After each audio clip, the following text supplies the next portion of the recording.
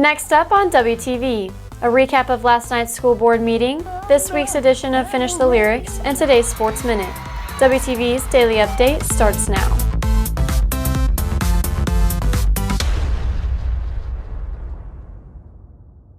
Good morning, Red Hawk Nation. Today is Tuesday, March 3rd, and I'm Kasey Harvey with today's Daily Update brought to you by Wingspan TV. Last night, the Frisco Board of Trustees had their monthly board meeting. WTV's Roy Nitzen has the recap. Last night, the Frisco Board of Trustees met for their monthly board meeting to discuss topics dealing with the district. Among those topics, students who made it to All-State Band, Orchestra, and Choir were recognized for their achievements. Along with that, changes and additions to the instructional materials for English language arts courses for 9th through 12th grades was approved. To round out the night, the Board of Trustees made some adjustments to the spending budget in favor of instruction, the counseling department, and student transportation. The Board of Trustees will have their next meeting on April 7th at the Frisco Administration Building. Reporting for WTV, I'm Roy Nitzen. Clubs around school are working together to give back to the community in a new way. WTV's Manuki Matis has the story. Starting this week, students can bring their old clothes to the rotunda to donate for the school-wide clothes drive. Clothes of any size and material, including formal wear, are welcome.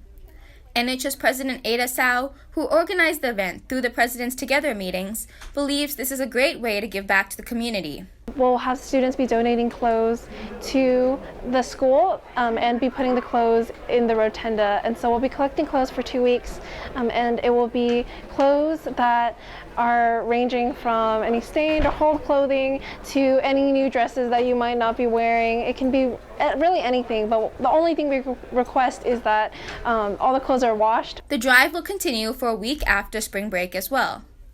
There will be a school-wide folding day on March 20th in the cafeteria, where students can earn volunteer hours for coming in to help organize the donations for different shelters. Any extra clothes will be donated to One Thread to make blankets for the homeless. Reporting for WTV, I'm Manuki Matis. On this week's edition of Finish the Lyrics, WTV's Trinity Williams hits the halls to test students' knowledge on music from the 80s.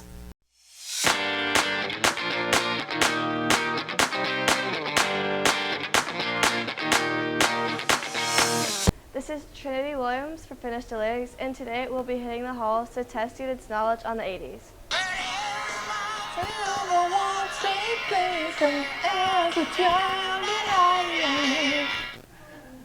I pray for the thunder and the rain that quietly pass me by.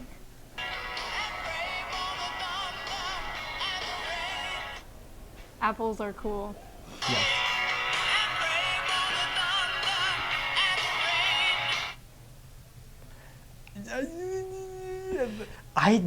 I'm so sorry. No, you're fine.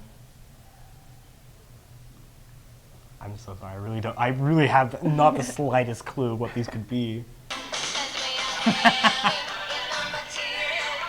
And I am a material girl.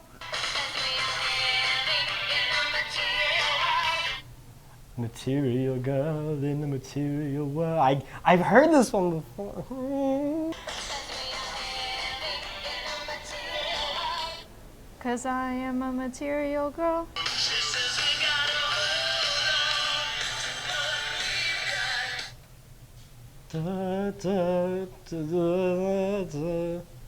I know it's we're halfway there. Living on a prayer.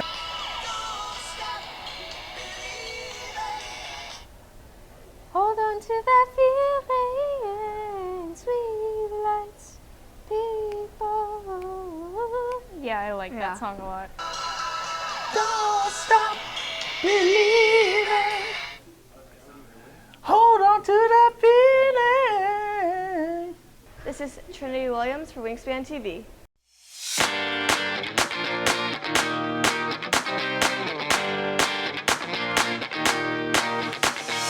WTV's Walker Shippey gives you a look into what it took girls basketball to make it to the state playoffs for the second year in a row, and more on today's Sports Minute.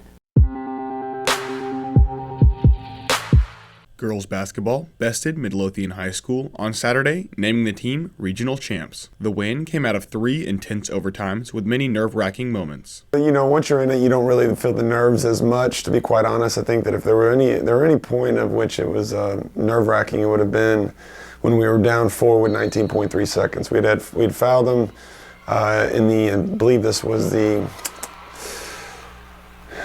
first overtime, and this was the only overtime that, despite being behind in all of them, was the only overtime that we were really down big with very little time left and didn't have we didn't think we were going to have a chance at the end to maybe have the ball in our hands.